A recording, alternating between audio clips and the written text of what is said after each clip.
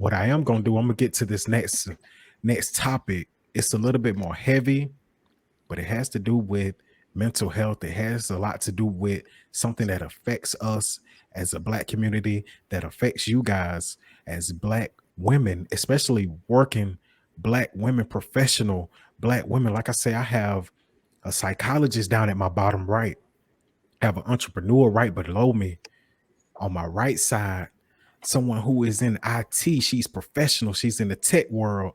I'm pretty sure in all three worlds, y'all experience this. We're going to talk about equality or inequality, the lack of equality, however you want to get to it. Wow. Doc, you look very anxious. Dr. Jackson, if you would start us off, let's talk equality. How do you feel about equality?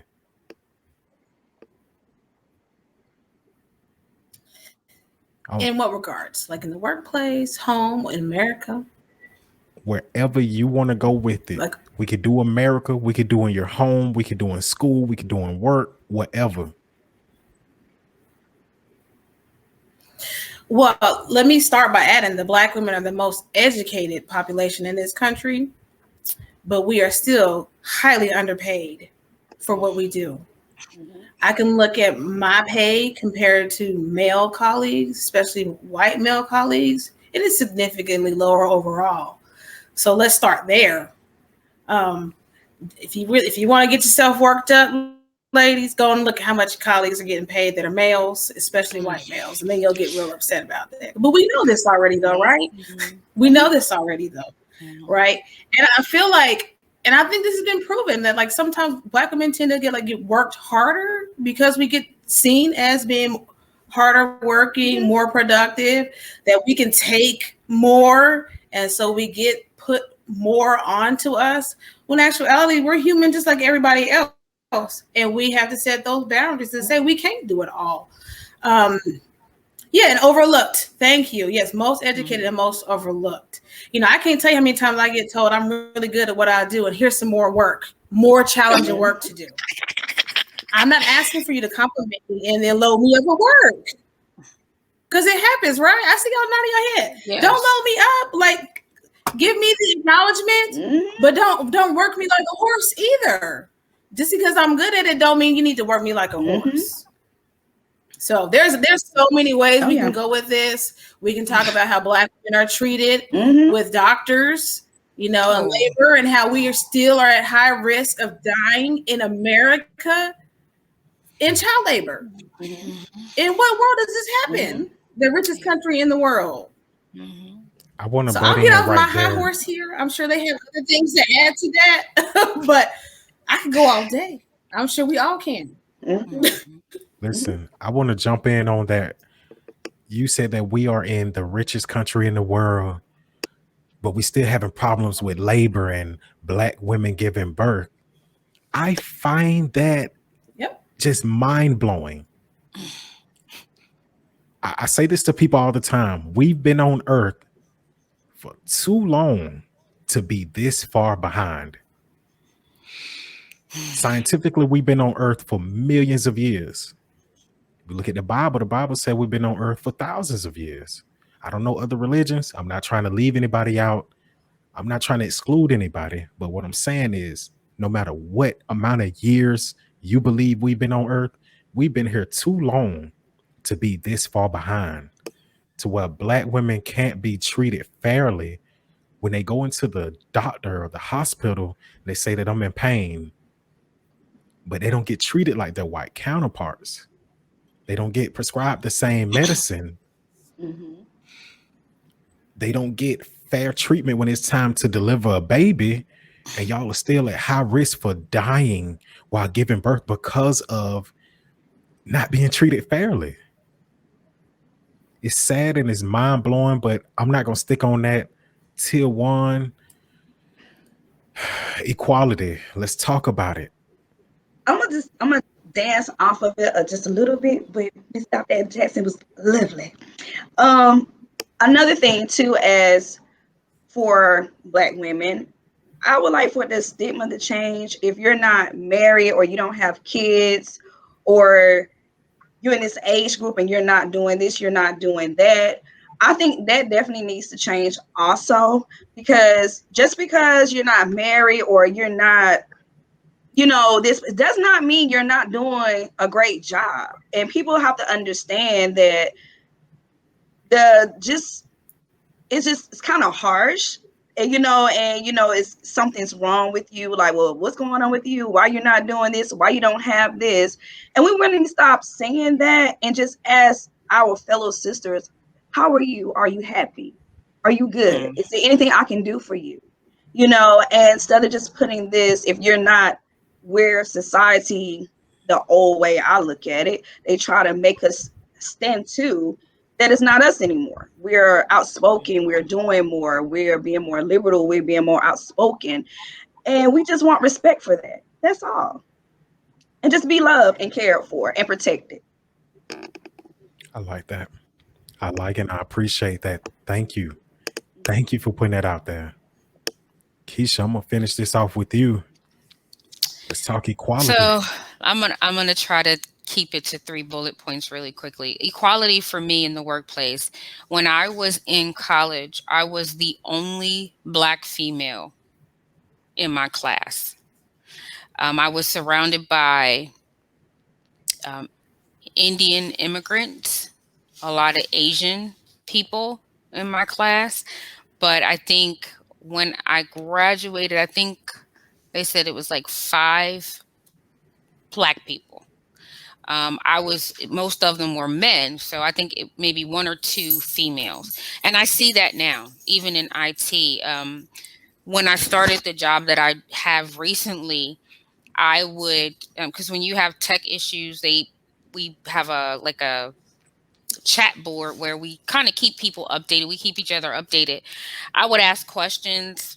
They wouldn't respond to my questions, which was related to work related things, a ticket number, something that I was working on. I'd be like, all right, does anybody know how we resolve this issue? They would leave me on red at work.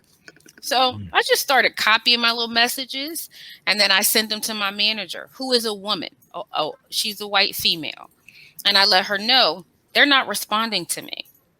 So then she started reading our chats. And when she would see a message of mine that would go unresponded to, then she would respond, or she would solicit a response. So that's what I'm dealing with in 2021, like right now. Now that I've been on the job for a little while, they respect my knowledge. So now it's when I ask a question, they're very helpful because I've had to pipe in and help them in a few situations. So that's the workplace. To speak to what you're speaking about, T1, I feel like the monolith of being a Black female, meaning you got to get married, you got to have a baby, you got to get the house with the picket fence. That's just, I think sometimes we adopt the pathology of our white counterparts. I think sometimes instead of us celebrating the fact that we are different, and we live different lives, we make different choices, I think sometimes we do pigeonhole one another to this standard. And I agree with you. I couldn't agree with you more. I was married for 18 years. My marriage recently ended. But I understand the pressures of when you're not married and how you feel like maybe there's something missing. I've been married. Now I'm not married. I don't feel like I'm missing anything. I think I did my time. I'm good. But I can understand how to, because my mom, she raised the 3 of us and was never married. And my mom wanted her daughters to grow up and get married. So I think a lot of times we hold on to other people's thoughts and feelings about how we should live our life. And I agree with that. I think that we should stop the monolith. There is no one way to be Black. Black people don't listen to one kind of music. We don't eat a specific kind of food.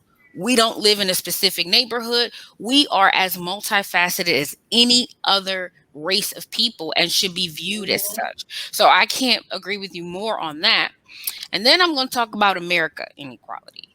The fact that in this country, you had people like Serena Williams, who is Mm-hmm. a wealthy woman, go to the hospital to give birth to her daughter and have doctors tell her when she said, I am bleeding and I don't feel well, you'll be fine. She had blood clots in her lungs that could have killed her and cost her husband and her daughter their wife and mother.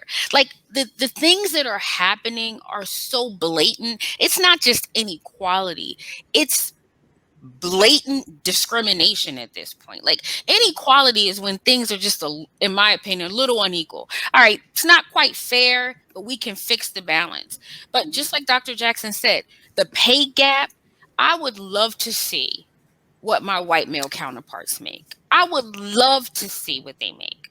I would love for us to be able to realize some real measure of value in this society, in American society. When your skin is brown, America has taught us we don't value you. And it's hard. That's one of the things I wanted to ask Dr. Jackson about. How my son is 23. And so, I do try to check in with him about things that he sees. He stopped watching videos. The last video of Ronald Green that I think was posted earlier this week, he's like, Mom, I don't even watch the videos anymore. It's too much to watch. And I said, I don't blame you. So I'm kind of happy he's not watching the videos. But the trauma that's being inflicted on African American people at the hands of this country, the hands of the media, because they don't shudder away from showing it over and over again on the news cycle. They don't stop to think that if you are watching the news, because when we were kids, we had to watch the news with our grandma. If my grandma was watching the news, or you had to sit down and watch the news too. If you're watching the news with a 9 or 10-year-old African-American male, and he sees every night on the news someone looking like him, his uncle, his dad, his cousin being shot and killed, what does he think about his life? And why is it so hard to believe that African American people are afraid of the police? Look at how we are treated. I've seen animals treated with more compassion than Black bodies. So it's the inequality is not just inequality, it's blatant discrimination. It's blatant disregard for our life and our well-being, and it's blatant disregard for our mental health. If I didn't know any better, I would swear that we were being mentally scarred on purpose. It's the psychological trauma. I just wish somebody would speak to that. How do you overcome that if you're raising young Black boys and girls? How? Like, how do we even begin to address that? Dr. Jackson, you're a psychologist. Please, can you answer this in some kind of way? How can we address these things? One, it takes the system to acknowledge what they're doing. And the system needs to go away. I mean, look at when this country was founded. Our ancestors weren't considered free. Our ancestors weren't, we weren't in 1776. We weren't in the Declaration of Independence when they were talking about all men were created equal. So let's go back there. Like, the system really does need to forget a revision. Like, it needs to be completely done away with and start over from scratch. Because when you, from the installation of a country, establish that people aren't people, then they just take it and run with it for hundreds of years. We've already too far. Yep. What can we do? One, to help guard our own mental health is, like your son, Keisha, I don't watch the news, and I haven't watched any of those videos for years because it's traumatizing. I call them snuff films. And if you know what a snuff film is, it's like basically a murder on tape. People get off on it. I don't like it. It affects me negatively. I walk around depressed and angry when I see that stuff. And so I have guarded my mental health, and I have quit watching that stuff because I've seen the impact that it has on me. My son is 6-year-old was asking if he was going to get killed by the police. What 6-year-old asked this? Yeah. What 6-year-old asks this? Oh, yeah. That is heartbreaking. That is heartbreaking. Right. And so imagine being a mother hearing that from your child. Like, is this going to happen to me? So guard your mental health. try not to watch that stuff if you can help it. I know we want to be informed, but there is such a thing as being too informed and having too much. That's Oh, yeah. Sometimes it's too much. And when you see that it's starting to negatively affect you, turn it off. We know that stuff was happening before we had videos. We're not new to this. The rest of the world is new to it. That's right. Yep. I couldn't We agree with new you to more. it. We knew this was happening. It's So, just, to me, guard I'm yourself. sorry. Yeah. It's just Yeah, go ahead. scary to me. It's scary because when I was growing up, they talked about trauma and things like that. And, I heard for trauma, you need to go to therapy. Trauma, you need to go to therapy. And I'm like, okay, nobody has been more traumatized in this country than Black folk. But we don't have access to therapy, not in the way that we should, in my opinion. Where is the therapy in the low-income neighborhoods?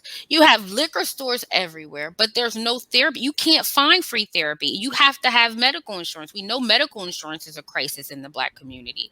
So how are you paying for these therapy sessions? Like, it's just, to me, it seems like it's a cycle that's designed to diminish and devalue. But the psychological aspects of it, to me, is what's most scary. And I have a granddaughter, she's 3, and I find myself shielding her from a lot, like the YouTube videos and things, like, all the kids want to be on the iPad, but I realize the things that she's taking in are going to have an impression on her, right? And so now I'm like, how do we shield the younger generation? Like, what are we going to do? Like, how do we address this? And I think it needs to be addressed in school as well. Like, what are you guys talking about? What are these children being subjected to? And how are these conversations going? Because if you talk to little Black boys about the police, and then you talk to little white children about the police, they're going to have a totally different story. But how do you allow the two to speak and coexist in a school environment where both can be respected? Thankfully, my son, he has a lot of white friends. And one of the things he tells me all the time, because they hang out a lot, he's like, it's crazy, Mom, because my white friends are always like, Dan, if something breaks out, go home first. And this has been like when he was in high school. Like, his best friend, Bobby, they've gone to parties. The police would get called. The first person they would tell to leave, they'd be like, D, go home. Go ahead and go home. Because if the police come, we know the way they treat you is going to be different. They have another friend, Jermaine, the same for him. They're aware, and that's what he says. He says, Mom, I know you feel like it's crazy out there and people don't understand. He said, but my group of friends, they get it. They understand that if the police get called, I'm going to get treated differently. So there is some acknowledgement. It's just not widespread.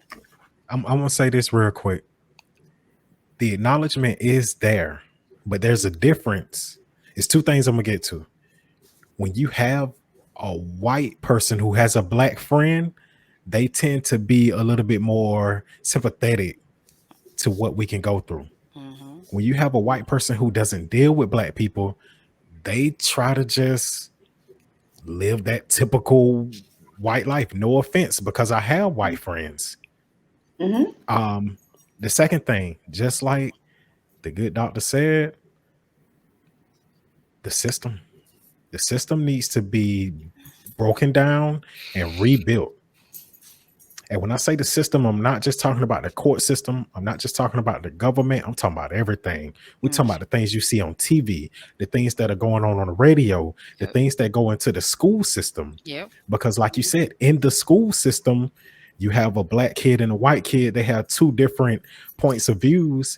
They need to be able to voice their opinion without it being looked at a certain way. So if the system was different, they could do that. And you have schools and systems actively trying not to teach.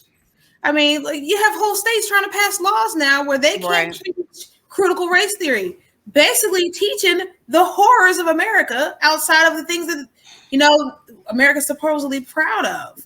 So you have people actively working to keep things back. Yes. Yeah. Like, and we have Yeah, I'm sorry. Oh no, I was gonna say, just like the whole there are still white Americans who do not believe that the Tulsa massacre happened. They don't believe it. They do not believe that it happened. And so I couldn't agree with you more. When the 1619 project that's being introduced, they are currently fighting it tooth and nail legislatively. They don't want the 1619 project presented, which I mean, if just that alone tells you what the thinking and the feeling is about our value and what we bring to this country.